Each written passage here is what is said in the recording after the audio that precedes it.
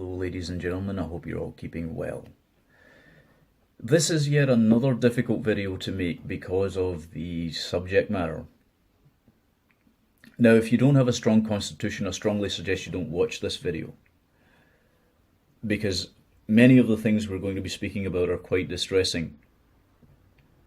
I'm going to present to you absolute facts that are verified. Links will be included in the description below to any articles mentioned,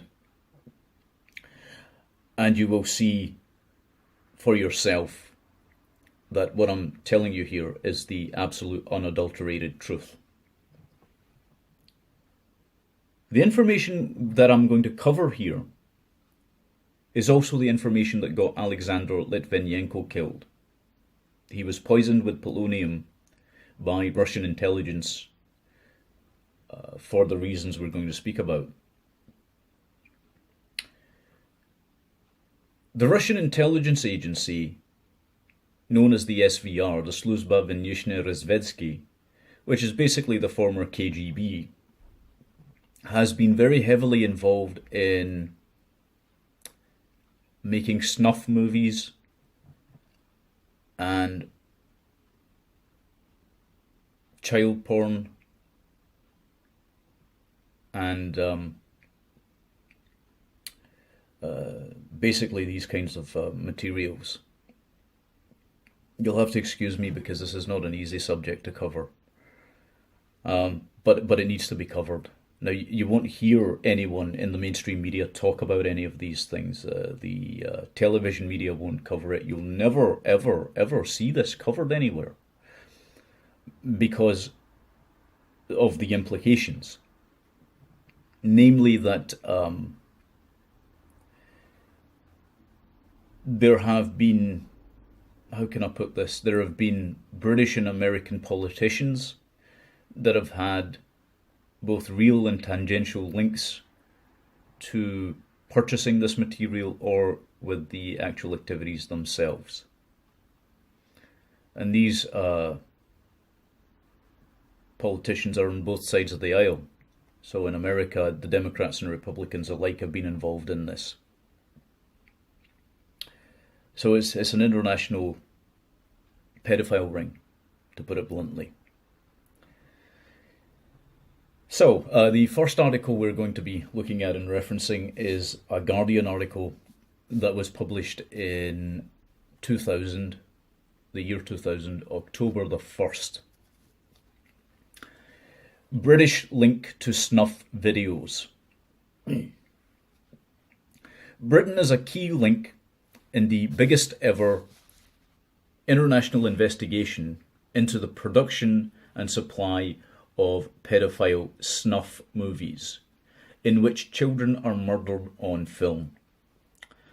This was revealed by an investigation by The Observer, which is a British newspaper. The key suspect in the inquiry was a Russian who was arrested last week. This is the last week prior to the article being published, who was arrested in Moscow for distributing thousands of sadistic child porn videos and pictures. And he was traced following the seizure of his products from British pedophiles. Dmitry Vladimirovich Kuznetsov, a 30-year-old former car mechanic in Moscow, was later identified after British customs and police traced the origin of violent child porn videos found in the UK back to Russia.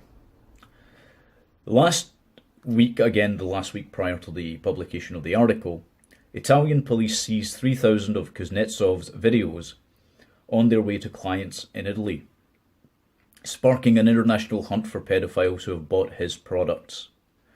The Italian investigators say the material includes footage of children dying during abuse. Prosecutors in Naples are considering charging those who have bought the videos with complicity in murder. They say some may have specifically requested films of killings. British authorities yesterday confirmed that scores of Kuznetsov's videos, produced in a small flat in Moscow's rundown Vicino district have been found in the UK. They are concerned that snuff movies in which children are killed may also have been imported.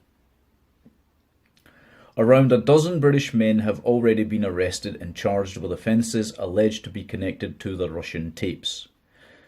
A second Russian child porn ring, which allegedly had a British distributor, was broken up earlier this year. The investigation into the importing of violent child porn, which led to the identification and subsequent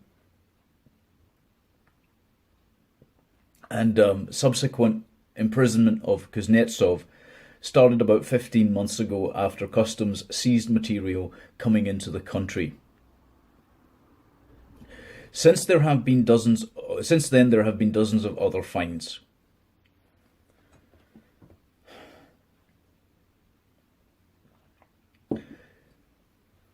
One senior customs officer said, "We have seen some very, very nasty stuff involving sadistic abuse of very young children. But actual deaths on film take it a whole step further. British pedophiles were paying between £50 and £100 for Kuznetsov's tapes. Further fees were paid for access to a website that features pictures of extremely violent abuses." Though 2 men arrested with Kuznetsov have also been imprisoned by Moscow authorities, only one of the 3 actually remains behind bars. Dmitry Ivanov was sentenced to 11 years for actually participating in the abuse that was filmed. The others were released under an amnesty aimed at clearing Russia's overcrowded prisons. They were released by amnesty by the Russian administration. That's going to be very important because we'll circle back to that later on.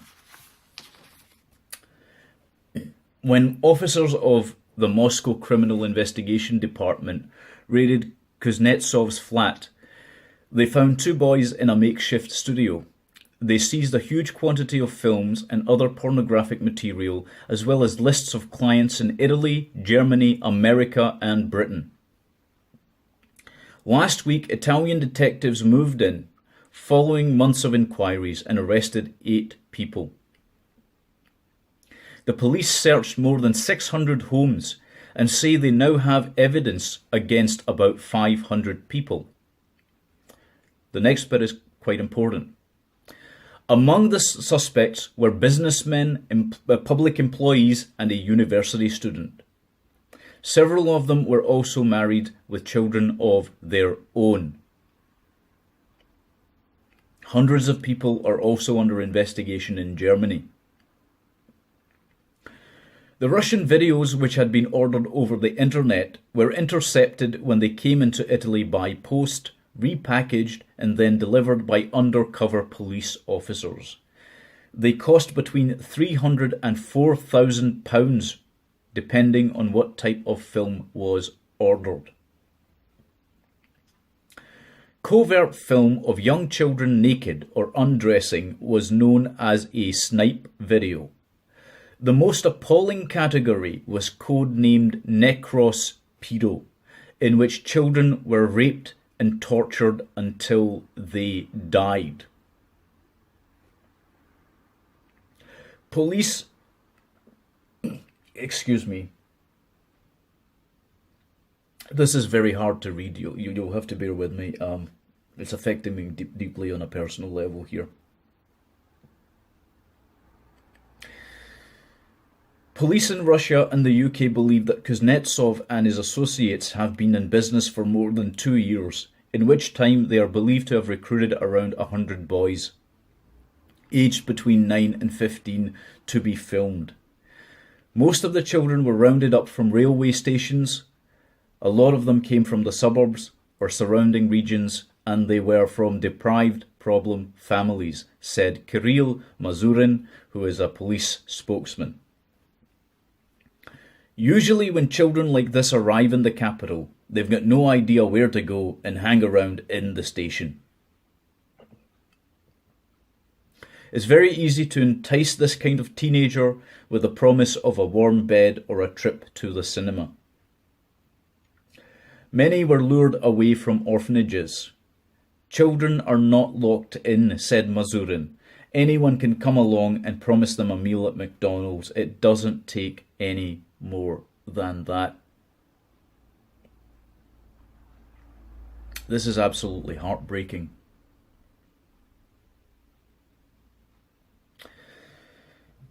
Some children were paid a commission to find other boys willing to be filmed, according to reports in the Russian press, for a fee of between 100 and 300 rubles, which in British money is about £2.50 to about roughly £7. In American money, you're roughly talking about $10, give or take. That a child's innocence can be violated for that.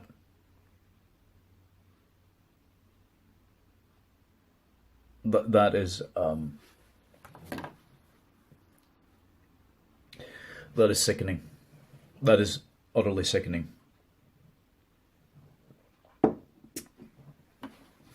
Let's continue. Kuznetsov had given up his job in 1998 to devote himself to the lucrative pornography industry. He's a self-taught computer expert.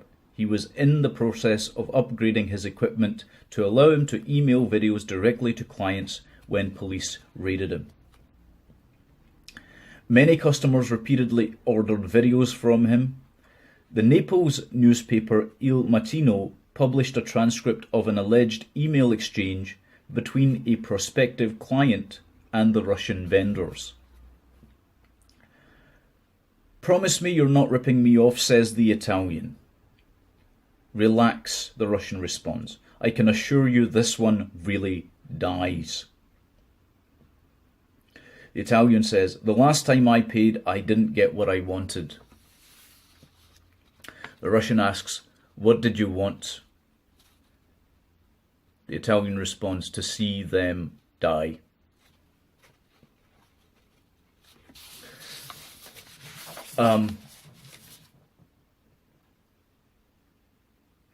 This is just the tip of the iceberg. And that was in 2000, and these men are free because of the Russian administration granting amnesty to them. And this isn't the only case in which this has happened. So let us continue here. On to a different case.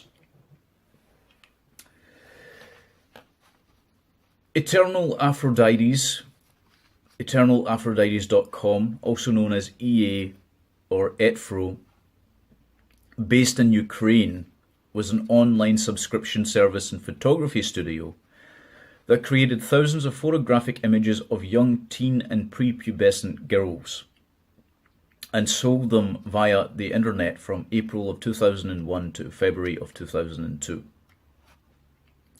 It was created under the Studio 13 arts company set up by Daniel Leuenberger and photographer Alexander Fradis. In July of 2001, Daniel stopped the cooperation with the Holy Nature Group, which was a website that he'd set up for these kinds of activities, because of the production quality and rumours that things were being handled unethically. He took over management of Eternal Aphrodites and used his Ukrainian photographers to produce content with much more attractive models from Ukraine and Moldova. It started featuring models from Eternal Nymphettes that had stayed with Leuenberger after the split with Fradis, as well as new models from Moldova who would later appear and also model for Eternal Nymphettes. I'm not going to read the names of the victims because that would be obscene.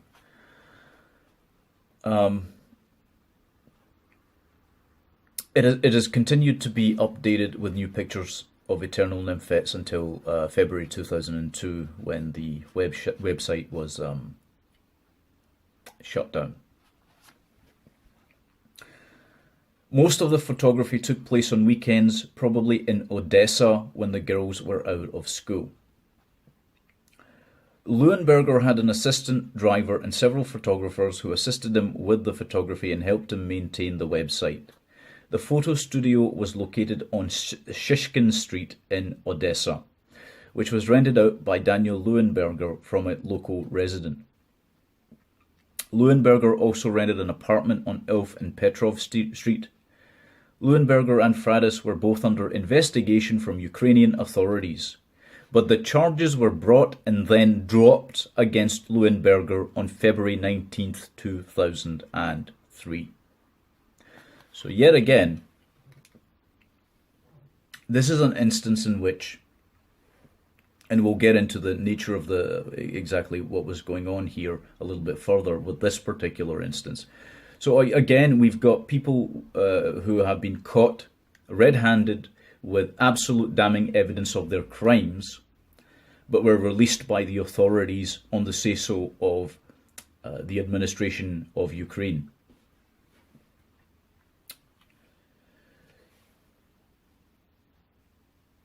In 2004, Daniel started the Swiss arts website under the new company InnoWorks SRL, based in Moldova.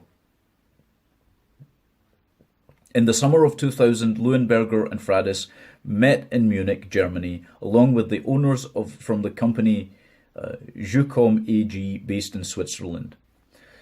A Russian webmaster, Grigory Alexandrovich Galitsyn, operating, provided the camera gear in return for a quarter of the production.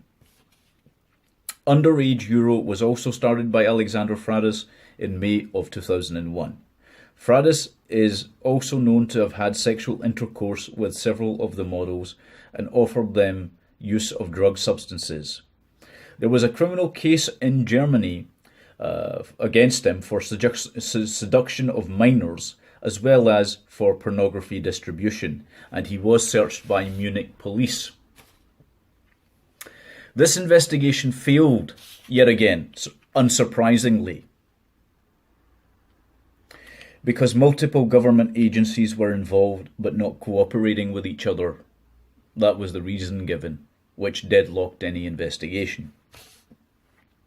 He was detained in Moldova in 2013 because of the charges against him in Ukraine, but was released shortly after. He was also Fradis, that is, the partner of Leuenberger in this child pornography production team, was also known as a heavy user of PCP. That's phencyclidine. Also, he used ketamine and Pervitin. He returned to his native Chisinau and moved to the USA in 2004, where he was granted citizenship. Now, imagine this for a second. Any of you who have been through an immigration procedure, and here's the reason why I'm bringing this up. If you've ever applied to migrate to any country, or even for a green card to the US, or any of these avenues of living in another country or being a citizen of another country, you'll be familiar with the fact that they conduct criminal investigations and send out requests to Interpol to see if you've had any criminal convictions and whatnot. Isn't it interesting that this individual, Alexander Fradis, obtained citizenship with no problem at all from the Ukraine, despite having been arrested, despite having been charged with crimes of child pornography. And yet, that obviously wasn't a problem for the United States to grant him citizenship. I wonder why.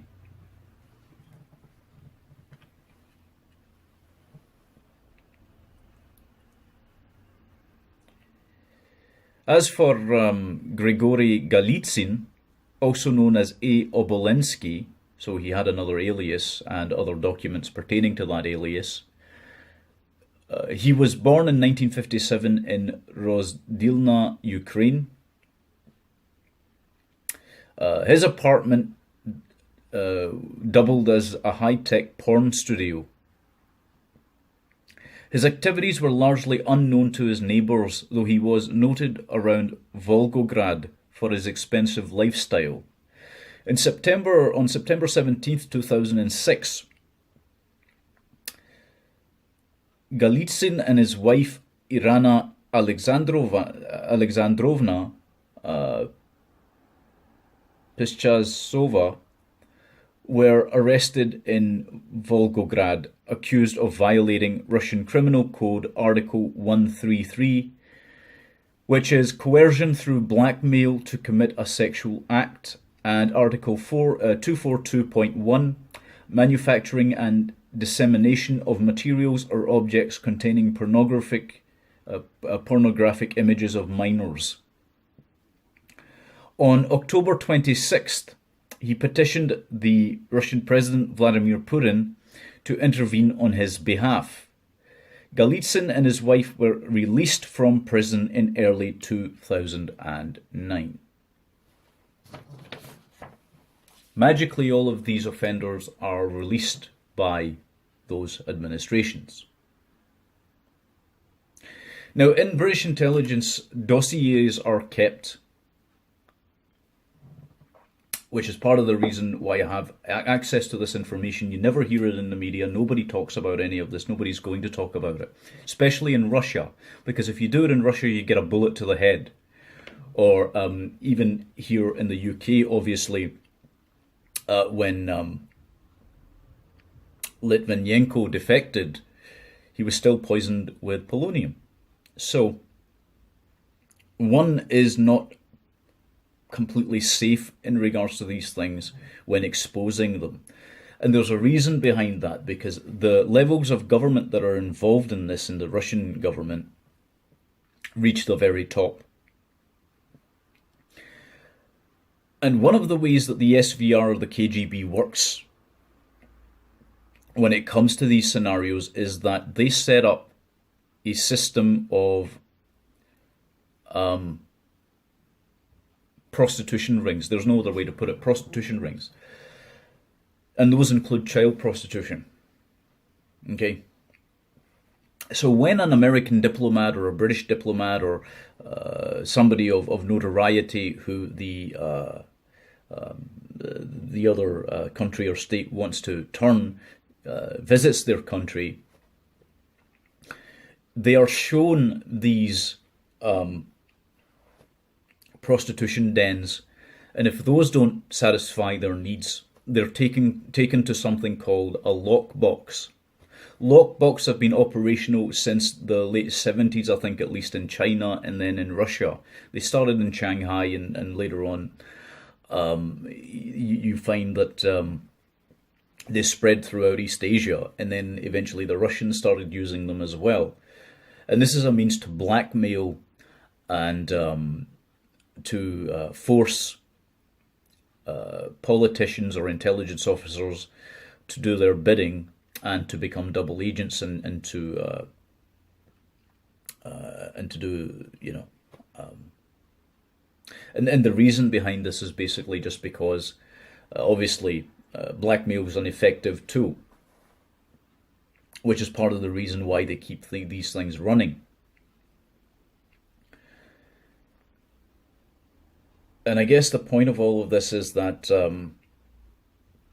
one of the reasons why I'm exposing all of it and naming names in regards to a lot of these activities, the production of child porn, the killing of children for the amusement of buyers, is because there are some very unsavory people right now in governments across the world that are in places of power or are vying to become those people who are in places of power.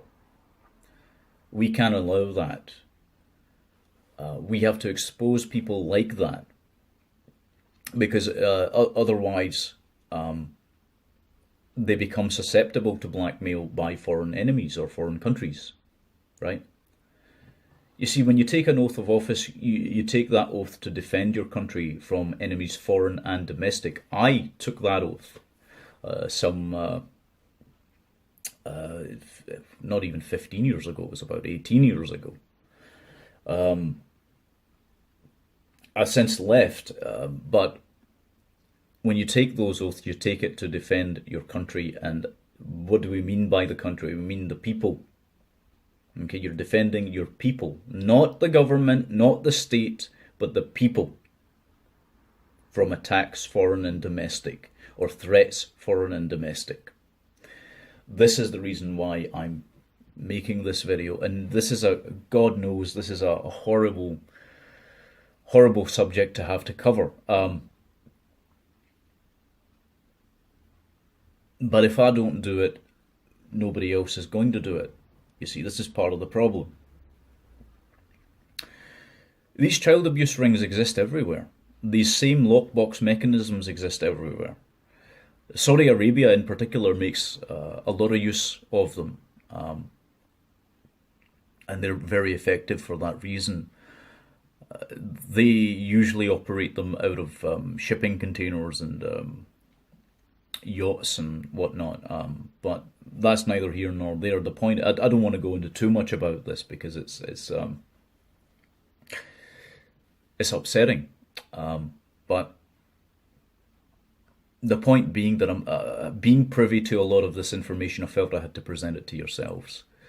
For those of you that have watched, I'm sorry if this has scarred your psyches, but the truth does need to be told. The truth always needs to be told. Anyway, I think I'll probably leave it there, except to say that if you watched through this, you've been exceptionally brave, and I thank you for that, and I commend you for that. You're doing the right thing. Share this, make sure that other people know about what is going on, because it is so necessary in the times that we're living in. Thank you again. Take good care, and God bless you.